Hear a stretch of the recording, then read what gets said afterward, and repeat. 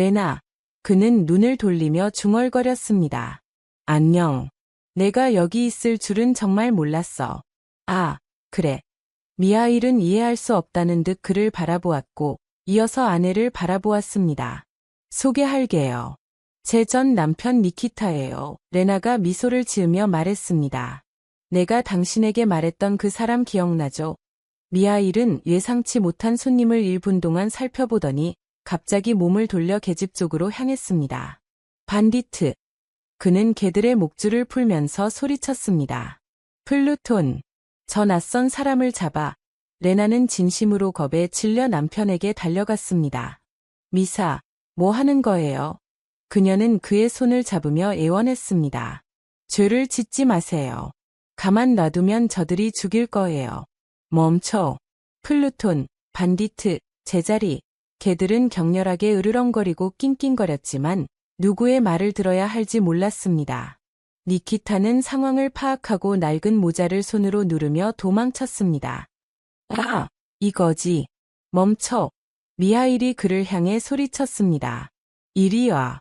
두려워하지 마. 해치지 않을 거야. 니키타는 멈춰서서 망설이며 되돌아왔습니다. 레나, 나를 용서해줘. 그는 전처의 발치에 엎드려 울었습니다. 나는 바보야. 나는 정말 바보야. 사람들이 나를 속이고 모든 것을 빼앗았어. 어린애처럼 나를 기만했어. 그는 그녀의 부츠에 입을 맞추기 시작했습니다. 레나는 서둘러 뒤로 물러섰습니다. 밤이 늦었군. 미하일은 니키타를 혐오스러운 듯 바라보며 말했습니다. 그 짐 챙겨서 저기양 우리로 가. 거기서 밤을 보내고 내일 뭘 할지 결정하자. 니키타는 무거운 꾸러미를 들고 주인들에게 끊임없이 감사를 표하며 굴뚝에서 검은 연기가 나오는 양 우리로 달려갔습니다. 도대체 저런 형편없는 놈을 왜 도와주는 거야? 미하일은 레나와 함께 집으로 들어가면서 물었습니다. 구부러진 등을 고치는 건 무덤뿐이야. 어쩌면 그럴지도요. 레나는 고개를 끄덕였습니다. 하지만 악으로 악을 갚아서는 안 돼요. 그건 옳지 않아요. 아, 내 상냥한 미인이여. 미하일은 웃으며 레나의 화상 입은 뺨에 키스했습니다. 당신은 천사처럼 착한 영혼을 가졌어요. 그리고 그는 첫 만남 때처럼 아내를 번쩍 안아들고 문 앞에서 작은 말썽꾸러기 아들이 기다리고 있는 아늑하고 큰 집으로 그녀를 데려갔습니다.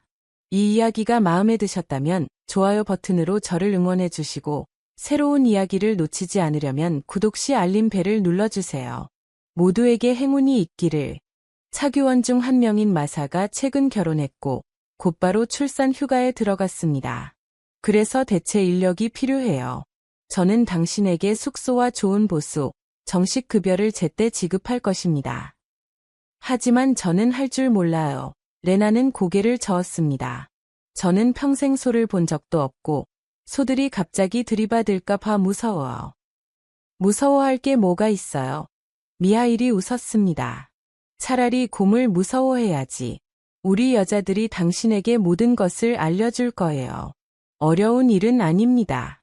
자, 그럼 시도해 볼까요? 레나는 잠시 생각한 후 불안하게 미소를 지었습니다.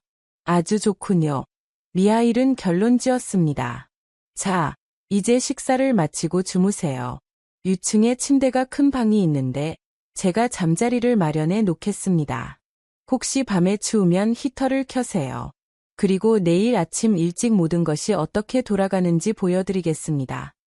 예고르는 우유를 다 마시고 실수로 차륵잔을 손에서 떨어뜨렸는데 그 잔은 크게 쨍소리를 내며 바닥에 산산조각 났고 아이는 깜짝 놀랐습니다.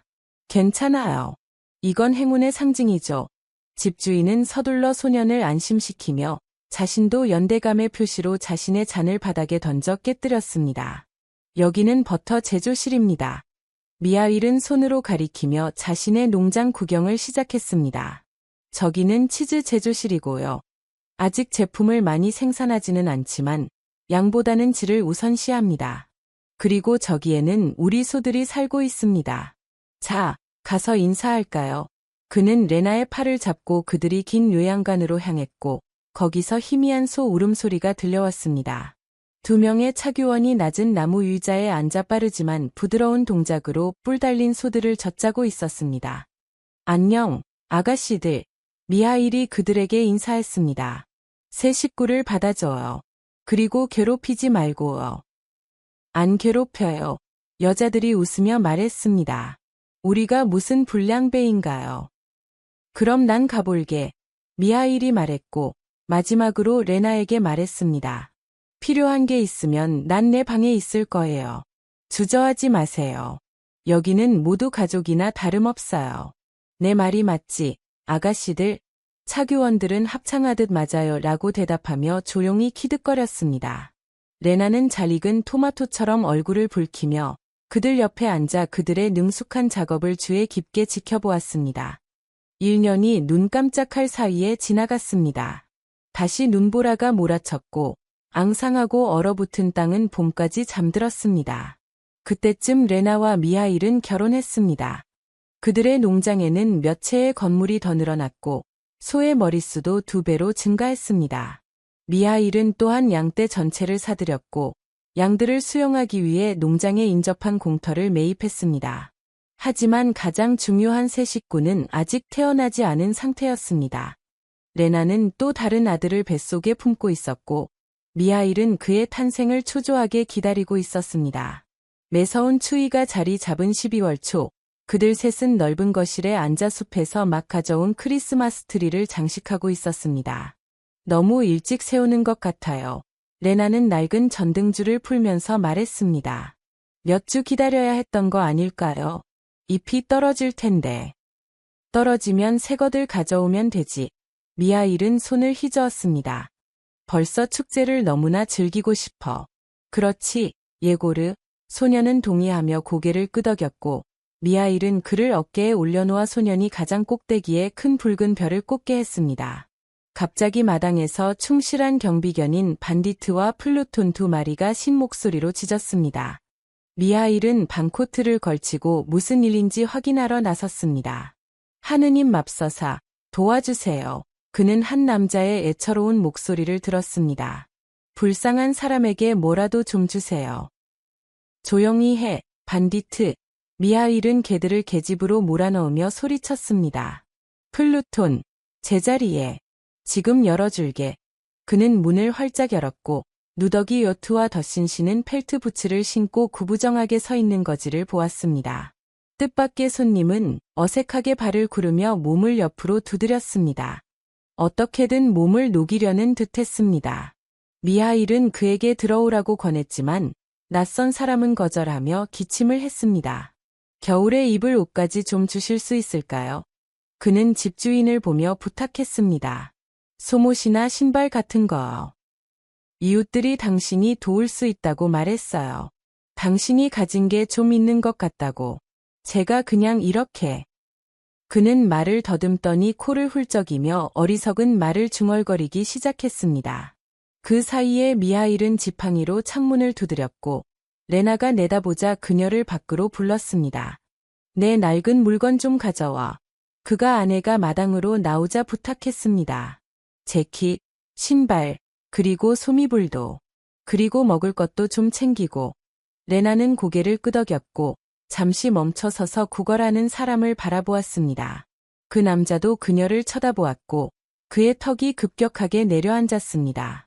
레나는 간신히 눈꺼풀을 떼고 낯선 남자의 턱수염난 얼굴을 보았습니다. 자고 싶어요.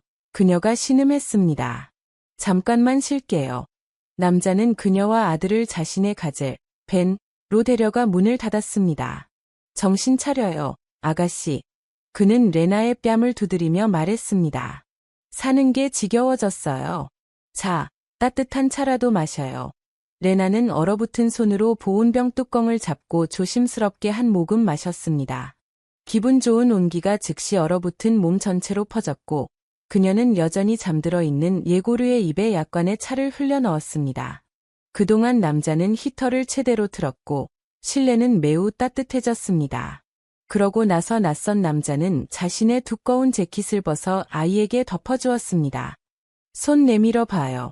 그는 레나에게 부탁했고 그녀는 순종했습니다. 남자는 자신의 털장갑에 입김을 불어넣은 후 그녀의 손에 끼워주었습니다. 이렇게 하는 게 낫죠. 그는 미소를 지으며 운전대로 돌아갔습니다. 이제 따뜻해질 거예요. 고맙습니다. 레나는 조용히 말하며 미소를 지었습니다. 그들은 한동안 말없이 달렸습니다. 레나는 창밖으로 눈모자를 쓴 소나무, 가문비나무, 그리고 길가에 서 있는 다른 나무들을 흥미롭게 바라보았습니다. 그래서 무슨 일이 있었던 거예요? 남자는 고개를 돌리지 않고 물었습니다. 레나는 마지못해 모든 것을 이야기했고, 그녀의 이야기를 들은 후 낯선 남자의 얼굴은 차가운 12월 밤처럼 침울하고 어두워졌습니다. 이런 개자식. 그는 핸들을 손바닥으로 치며 으르렁거렸습니다. 내 남편 말이야. 저런 인간들이 이 땅에서 어떻게 살고 있는지.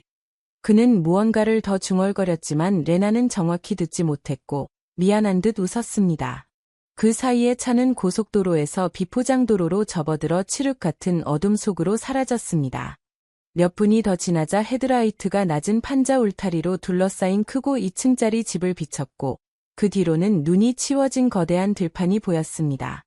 남자는 차를 멈추고 운전석에서 내려 육중한 문을 열었습니다. 여기가 제 농장입니다. 그는 레나가 차에서 내리는 것을 도우며 말했습니다. 농장에 오신 것을 환영합니다. 레나는 아들을 안고 구원자를 따라 넓고 따뜻한 방으로 들어갔고 다듬은 나무 벤치에 앉았습니다. 그동안 남자는 큰 난로에 불을 피우고 스토브 위에 주전자를 올려놓았습니다. 제 이름은 미하일입니다. 그는 그 으름 묻은 손을 닦으며 자신을 소개했습니다. 저는 이 농장을 2년째 운영하고 있습니다. 처음에는 아내와 제가 모든 것을 운영했는데 이제는 저 혼자 남았습니다. 그녀에게 무슨 일이 있었나요? 레나가 물었습니다. 병에 걸렸고 결국 세상을 떠났습니다. 미하일은 한숨을 쉬었습니다. 어릴 때부터 위장 문제가 있었어요. 식단도 지키고 여러 의사에게 데려가고 약도 다 샀지만 소용이 없었습니다. 사람이 있었는데 이제는 없습니다. 그는 난로에서 데운 씨, 양배추 수프, 가 담긴 무쇠솥을 꺼내 3개의 큰 접시에 채웠습니다. 레나는 아들을 깨우는데 많은 어려움을 겪었습니다. 예고르는 자신이 어디 있는지 이해하지 못하고 통나무 벽을 살피며 흥미롭게 고개를 돌렸습니다. 미하일은 그에게 꿀을 넣은 따뜻한 우유와 큰 흰빵 조각을 가져다 주었습니다. 예고르는 탐욕스럽게 음식을 먹기 시작했고 빵을 우유에 찍어 후루룩 마셨습니다. 그러니까 쫓겨난 거군요. 미하일은 숟가락으로 고기를 건져 올리며 단정했습니다. 그리고 갈 곳이 없고요. 제가 당신에게 일자리를 제안하면 받아들이시겠습니까? 일자리요. 레나는 놀라 소리쳤습니다. 무슨 일요? 저에게는 차교원이 필요합니다.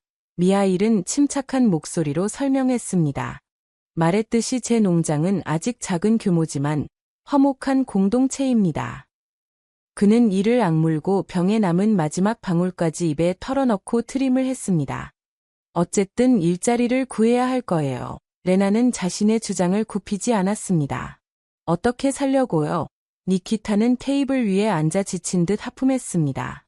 그의 눈은 흐릿해졌고 이제 의자에는 한 명이 아니라 2명의 아내가 앉아 있었고 그들의 목소리는 마치 퇴비 더미 위에 파리떼처럼 불쾌하게 윙윙거렸습니다. 얘 나한테 들러붙어. 니키타는 손을 휘두르며 소리쳤습니다. 가서 일이나 해. 난 아프다고. 당신은 알코올 중독자예요. 레나가 중얼거렸습니다. 알코올 중독자이자 게으름뱅이. 아들 생각이라도 좀 해봐요. 내가 생각이나 해. 니키타는 갑자기 화를 내며 소리쳤습니다. 내가 나으라고 부탁이라도 했어. 그냥 중절 수술을 했어야지.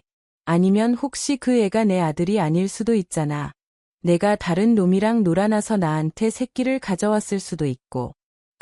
뭐더라, 테스트를 해봐야겠어. 레나는 더 이상 참지 못하고 남편에게 달려들어 그의 뺨을 세게 때렸습니다. 니키타는 울부짖으며 테이블을 뒤엎고 2 손으로 그녀의 목을 움켜쥐었습니다. 레나는 몸부림치며 헉헉거렸지만 남편은 그녀의 목을 더욱 세게 조르며 비열하게 웃었습니다. 이것은 1분, 어쩌면 2분 동안 계속되었습니다. 그러고 나서 니키타는 손가락을 풀었고 레나는 숨을 헐떡이며 바닥에 쓰러져 부엌 밖으로 기어갔습니다. 어디 가려고? 니키타는 아내를 따라가며 물었습니다. 어디든 갈 거예요. 그녀는 일어서며 대답했습니다. 나 혼자 살 곳을 찾을 테니 걱정 마세요. 너 같은 혼수품을 가진 여자를 누가 필요로 하겠어? 남편은 자신의 왼쪽 뺨을 쓰다듬으며 비웃었습니다. 내 얼굴은 보기 흥하잖아. 전에도 미인은 아니었지만 지금은 더욱더 그렇지. 레나는 말없이 가방에 몇 가지 물건을 쑤셔 넣고 아들을 안고 조용히 아파트를 나섰습니다. 엄마, 우리 어디 가요? 예고르는 그녀를 올려다보며 물었습니다. 나 피곤해요. 베로니카 아주머니 댁에 가. 조금만 참아줘. 엄마도 피곤하단다. 그들은 눈 덮인 인도를 따라 느리게 걸으며 도시를 벗어나는 쪽으로 향했습니다. 베로니카는 작은 마을에 살았는데 고속도로로 거의 7km, 숲길로 2km를 더 가야 했습니다. 차비가 없었습니다. 주머니에 남은 잔돈으로 그녀는 역 근처에서 장사하는 할머니에게서 아들을 위한 파이를 샀고 지나가는 차들을 부럽게 바라보았습니다. 고속도로에 도착해서 레나는 몇 번 히치하이킹을 시도했지만 차들은 속도를 줄이지 않고 옆을 지나갔습니다. 그래서 그들은 계속 갓길을 따라 손을 잡고 걸었습니다. 그러는 동안 이미 땅거미가 짙어졌고 숲속 어딘가에서 늑대들이 길게 울부짖으며 하늘로 떠오른 달을 맞이했습니다. 앙상하고 검은 나무들은 매서운 추위에 날카롭게 쩍쩍 소리를 내며 뒤틀린 가지들을 별이 빛나는 하늘로 애처롭게 뻗었습니다. 끔찍하게 추웠습니다. 얇은 부츠를 신은 그녀의 발은 이미 오래전에 얼어붙었고 긴 속눈썹에는 두꺼운 서리가 앉았습니다. 예고르는 옆에서 걸으며 뜨개질한 목도리에 코를 킁킁거렸고 때때로 털 장갑에서 꺼낸 차가워진 손에 입김을 불어넣었습니다. 엄마, 나 피곤해요. 그는 걸음을 늦추며 애원했고 레나는 그를 끌고 가야 할 정도였습니다. 더 이상 못 걷겠어요. 그녀는 아들을 안고 계속 걸었습니다. 치명적인 피로를 느끼기 전에 그녀는 1km도 채 걷지 못했습니다. 다리가 저절로 풀렸고 레나는 아들과 함께 버스 정류장 옆에 쌓인 부드러운 눈더미 속으로 쓰러졌습니다. 조금만 쉬었다가 다시 가자. 그녀는 예고르를 품에 안고 말했습니다. 아주 조금만이야. 아들아, 잠들면 안 돼. 예고르는 이미 엄마의 말을 듣지 못했습니다. 그는 엄마의 가슴에 웅크린 채 졸고 있었습니다. 그의 코에서 뿜어져 나오는 하얀 입김은 위로 올라가 어둠 속으로 사라졌습니다. 레나는 간신히 자신의 재킷 지퍼를 열어 아들을 덮어주고 눈을 감았습니다. 무겁고 끈적한 잠 속에서 그녀는 얼굴에 어떤 빛의 반사를 느꼈는데 불빛인지 달빛인지 알 수 없었습니다. 그러다가 둔탁한 소음과 자신에게 말을 거는 누군가의 격앙된 목소리를 들었습니다. 레나는 대답하지 않고 그저 아들을 더 세게 안고 옆으로 돌아 누웠습니다. 아, 일어나. 누군가 명령하듯 말하며 그녀를 위로 잡아당겼습니다. 무슨 짓을 하려는 거야? 어머니의 장례식 후 니키타는 정신을 차린 듯 건설회사에 취직하여 심지어 괜찮은 돈을 벌기 시작했습니다. 하지만 곧 모든 것이 다시 시작되었습니다. 또 다른 폭음 후 그는 해고되었습니다. 니키타는 전적으로 아내에게 의존하게 되었고 심지어 그녀의 적은 수입에도 불만을 가졌습니다. 바로 지금도 이웃과 술을 마시고 돌아온 니키타는 교대 근무 후 잠들어 있던 아내를 깨우고 점심 식사를 차려달라고 요구했습니다. 레나가 접시를 그의 앞에 놓자 그는 물었습니다. 이게 뭐야? 야채 스튜요. 그녀가 대답했습니다. 고기는 어디 갔어? 남편은 찌푸린 얼굴로 숟가락으로 그녀의 요리를 혐오스럽게 헤집었습니다. 내가 어제 고기 사라고 말했잖아. 너 치매야. 기머거리야. 레나는 냉장고를 뒤져 소시지 2개를 찾았습니다. 그녀는 이것이 그의 분노를 누그러뜨릴 수 있기를 바랐습니다. 고기 없어요. 그녀는 소시지를 썰면서 말했습니다. 돈도 없고요. 월급 받으면 고기 살게요. 그럼 이건 뭐야? 남편은 예고르가 먹은 초콜릿 달걀 포장지를 가리키며 소리쳤습니다. 이런 헛된 것에 쓸 돈은 있으면서 고기 살 돈은 없다고. 난 이거 안 샀어. 친구가 그녀에게 줬어요. 친구가 줬다고요. 하지만 니키타는 고기가 없어도 아주 맛있는 스튜를 양볼 가득 꾸역꾸역 먹고 있었습니다. 아, 차라리 고기를 사줬으면 좋았을 텐데. 넌 정말 바보야. 그녀에게 돈을 빌릴 생각도 못하다니. 레나는 스토브 옆에 앉아 눈물을 닦았습니다. 얘 나를 끊임없이 모욕하는 거예요. 그녀는 떨리는 목소리로 물었습니다. 내가 당신에게 뭘 잘못했어요? 불났을 때 내가 당신 목숨을 구해주지 않았나요? 내가 나 자신과 우리 아들을 위험에 빠뜨리면서 당신을 불 속에서 끌어냈기 때문에 당신이 지금 여기에 앉아 있는 거잖아요. 그녀는 손가락으로 자신의 흉터를 쓰다듬었고 니키타는 당황하여 얼굴을 돌렸고 숟가락을 손에서 떨어뜨렸습니다. 아, 그만 징징거려. 그는 짜증 섞인 목소리로 중얼거렸습니다. 난 여자들의 눈물이 정말 싫어. 그리고 그 화제 말인데 난 내가 날 구해달라고 부탁하지 않았어. 어쩌면 거기서 산채로 타 죽는 게 내 운명이었을지도 모르지. 봐라, 대단한 은인이시네. 거울이나 봐. 혹시 뒤통수에 벌써 후광이라도 돋았는지. 레나는 구겨진 수건을 남편에게 던지고 부엌에서 뛰쳐나왔습니다. 얇은 벽 너머 방에서는 예고르가 평화롭게 자고 있었습니다. 며칠 전 유치원이 검역으로 폐쇄되어 그녀는 아들을 이웃인 나타사 아주머니에게 맡겼습니다. 니키타는 아들과 거의 접촉하지 않았습니다. 마치 아들이 존재하지 않는 것처럼 말이죠. 다만 가끔씩 마치 소년을 발견한 듯 니키타는 흥미롭게 그를 바라보며 다양한 우스꽝스러운 표정을 짓고 잉크를 했습니다. 아빠가 드디어 자신에게 관심을 보이자 기뻐한 예고르는 즐겁게 웃으며 작은 손뼉을 치며 무언가를 옹알거렸습니다. 그 요의 시간에는 니키타는 멀리 떨어져 있었고 아버지의 의무를 전혀 수행하지 않았습니다. 하지만 레나는 그것만으로도 기뻤습니다. 적어도 남편이 아이에게 손을 대지는 않았기 때문입니다. 그녀는 아들에게 갔고 아들은 잠에서 깨어 레나에게 손을 뻗었습니다. 레나는 조심스럽게 그의 머리카락을 쓰다듬었습니다. 소녀는 무언가 불분명한 말을 중얼거리고는 낡은 봉제 곰인형을 가슴에 안고 다시 잠들었습니다. 그녀는 오랫동안 아들의 침대 옆에 서서 평온한 얼굴을 바라보며 자신의 힘든 삶에 예고르라는 밝고 따뜻한 한 줄기 빛이 있다는 사실에 기뻐했습니다. 첫 겨울의 첫날이었습니다. 도시는 이미 새해 명절을 준비하느라 분주했습니다. 거리에는 다채로운 불빛이 즐겁게 깜빡였고 수많은 스케이트장에서는 큰 음악 소리가 들려왔습니다. 하지만 그녀는 즐거울 수 없었습니다. 레나는 부엌에 앉아 남편에게 우울한 소식을 전하기 위해 기다리고 있었습니다. 니키타는 또 다른 술주정에서 깨어나 성난 얼굴로 부엌으로 들어와 그녀를 바라보았습니다. 갈증을 해소한 후 그는 물었습니다. 얘 그렇게 시무룩해. 레나는 팔짱을 끼고 침울하게 그를 바라보았습니다. 더 이상 일자리가 없어요. 그녀가 대답했습니다. 앞으로 어떻게 해야 할지 모르겠어요. 뭐라고? 일자리가 없다고? 니키타는 이해하지 못했습니다. 그게 말이죠. 우리 빵집 사장님 남편이 심각한 암, 뇌종양 판정을 받았어요. 그래서 그녀는 모든 것을 팔아서 수술비를 대기로 결정했어요. 일이 정리될 때까지 빵집은 잠정 폐쇄되었고 언제 다시 열릴지는 미정이에요. 요컨대 우리 모두 집으로 돌아가라는 통보를 받았어요. 니키타는 무거운 듯 의자에 주저앉아 입술을 잘근거리며 뒷머리를 오랫동안 긁었습니다.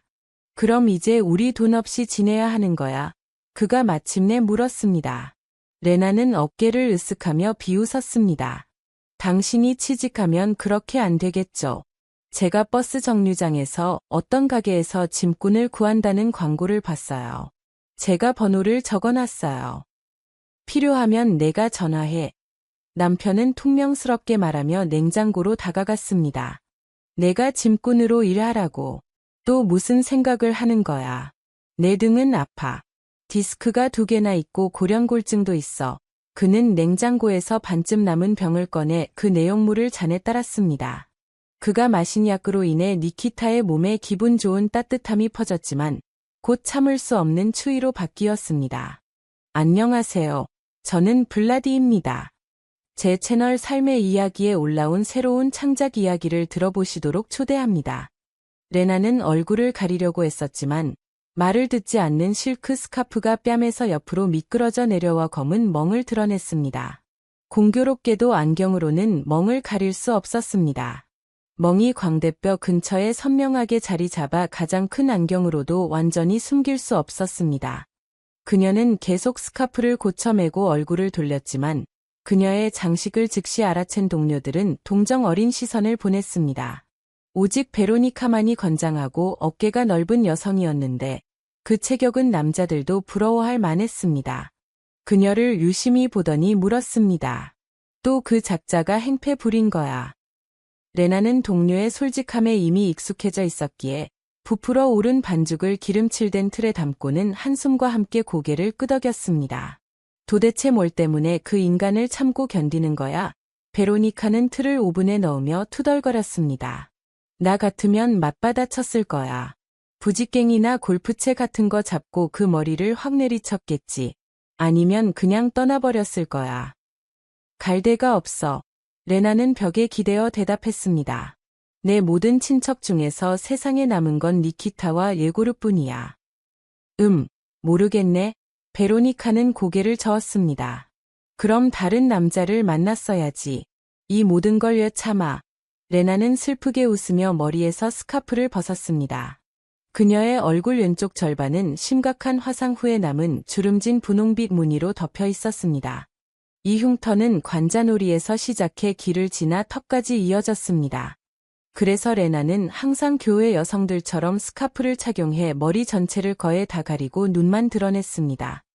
그녀의 눈은 두 개의 작은 바닥 없는 푸른 호수처럼 언제나 맑고 선한 빛을 발했고 마주치는 시선을 느끼자마자 길고 수많은 속눈썹으로 조심스럽게 가려졌습니다. 솔직하게 말해서 미안해. 베로니카가 말했습니다. 하지만 넌 정말이지 강아지 같아. 언제쯤 자신을 존중하는 법을 배울 거야. 넌 인간이지. 순종적인 짐승이 아니잖아. 아, 내가 안타깝다. 그녀는 레나의 등을 친근하게 토닥이며 빵집 노동자들이 보통 차를 마시고 빵이 구워지는 순간을 기다리며 쉬는 작은 방문 쪽으로 밀었습니다. 곧 방 전체에 식욕을 돋우는 기분 좋은 냄새가 퍼졌습니다.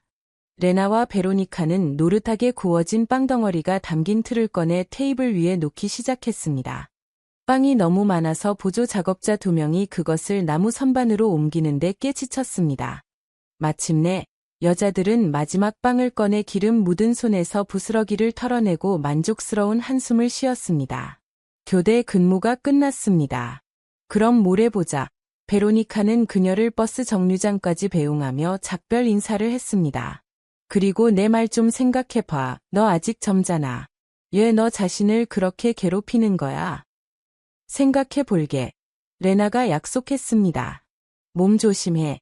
동료는 헐쩍 웃으며 코트 주머니를 뒤적거리더니 커다란 초콜릿 달걀을 꺼냈습니다. 자, 여기. 깜빡할 뻔했네. 그녀는 그것을 레나의 아들 예고르에게 건네며 말했습니다. 내 조카에게 주는 선물이야. 니키 아주머니가 안부 전해달라고 해. 그리고 그녀는 계속 걸어갔고 커다란 부츠로 젖은 11월의 눈을 짓밟았습니다. 레나는 손에 깨지기 쉬운 달걀을 꼭 쥐고 만원버스에 간신히 몸을 밀어넣은 다음 지쳐서 자리에 털썩 주저앉았습니다. 동이 트고 있었습니다. 동쪽 지평선이 밝아지기 시작했고 밤새도록 밝게 타오르던 별들은 꺼져가는 불 속의 수처럼 희미해졌습니다. 레나는 누군가 작은 하트를 그린 차가운 창문에 화상 입은 뺨을 기댔습니다. 그녀는 엔진의 단조로운 잉잉거림과 승객들의 낮은 목소리에 위로받으며 깜빡 잠이 들었습니다. 교회 주택에서 화재가 발생한 후 레나와 니키타는 니키타의 어머니 집으로 이사했습니다. 레나가 퇴근하고 만취한 니키타를 구하기 위해 불 속으로 뛰어들었을 때 바로 그 화재가 끔찍한 흔적을 남겼습니다. 당시 그녀는 임신 6개월이었고 의사들은 아들에 대해 매우 걱정했지만 다행히 그들의 우려는 현실이 되지 않았습니다. 소녀는 한 달 일찍 태어났지만 튼튼하고 건강했습니다. 다만 젖을 극도로 거부해서 레나는 분유를 먹여야 했습니다. 시어머니는 그녀에게 아파트의 별도의 방을 내어주었고 알코올 중독에 시달리는 아들의 공격으로부터 레나를 온갖 방법으로 보호했습니다. 올가 니콜라예브나는 전반적으로 며느리를 차갑게 대했고 때로는 노골적인 반감을 드러내기도 했지만 아들을 그 이상으로 사랑하지는 않았습니다. 나는 항상 딸을 원했어. 그녀는 언젠가 털어놓았습니다. 딸들은 좀 더 단순하고 잘 시집보낼 수도 있잖아. 그런데 이 바보 같은 녀석은 항상 내 말을 듣지 않았지. 그 기생충은 고인이 된 아빠를 꼭 닮았어. 그 사람은 술 때문에 썩어 죽었고 이 녀석도 신이시여 용서하소서. 똑같이 끝날 거야. 나에게 정말 놀라운 건 너처럼 착하고 순종적인 여자가 어떻게 저런 건달에게 빠졌는지야. 레나 자신도 니키타에게서 무엇을 발견했는지 몰랐기에 긴 속눈썹을 깜빡이며 침묵했습니다. 때때로 올가 니콜라예브나는 일종의 선의와 호의를 보였는데 그때는 며느리를 부엌으로 불러 그녀가 만든 구움 과자를 대접하고 직장 생활에 대해 물어보았습니다. 그런 순간에는 시어머니가 자신의 마음속에 지니고 있던 태어나지 못한 딸을 위해 아껴두었던 모든 모성애를 그녀에게 쏟아붓는 것처럼 보였습니다. 얼마 지나지 않아 올가 니콜라예브나는 세상을 떠났습니다. 그녀는 70세 생일 며칠 후 자신이 가장 좋아하는 유작 창가에 앉아 심장마비로 사망했습니다.